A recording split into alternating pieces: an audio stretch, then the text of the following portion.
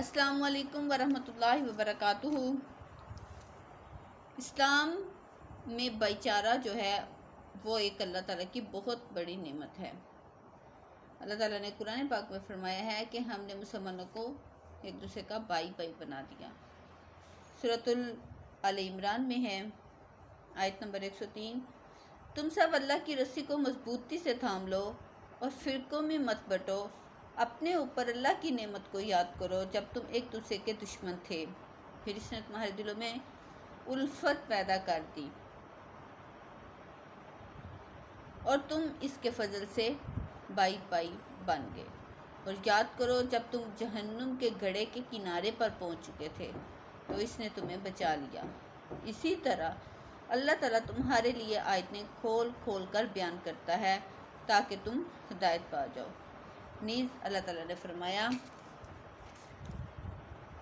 سورۃ الانفال میں ہی ہے، اس اللہ تعالیٰ نے مومنوں کے دلوں میں الفت پیدا کر دی۔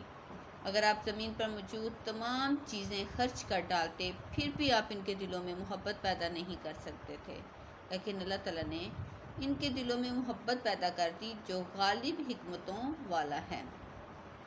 اس آیت کریمہ کا پس منظر یہ تھا کہ بعثت نبوی سے پہلے لوگ جو تھے، عرب لوگ، وہ قبائلی جنگیں بہت زیادہ لڑتے تھے جو سالہ سال تک جاری رہتی تھیں۔ لوگ ایک دوسرے کے خون کے پیاسے تھے۔ کسی بھی قبیلے کا اگر ایک آدمی مارا جاتا تو وہ اس کے 10 آدمی مار دیتے تھے، حتیٰ کہ لوگ ایک دوسرے کو مار مار کے ایک دوسرے کے پورے قبیلے ہی ختم کر دیتے۔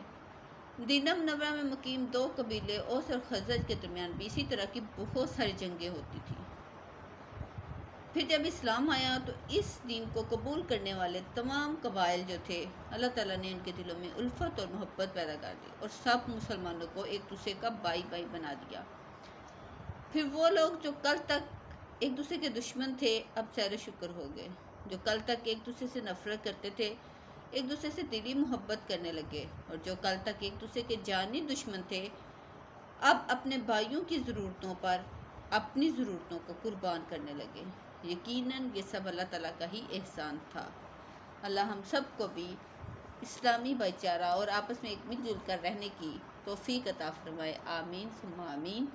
اپنا خیال رکھیے گا، دعاؤں میں مجھے بھی یاد رکھیے گا، اور ویڈیو کو لائک ضرور کر دیجیے گا، چینل کو بھی سبسکرائب کر دیں۔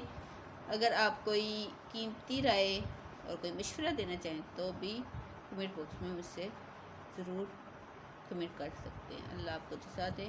اللہ حافظ۔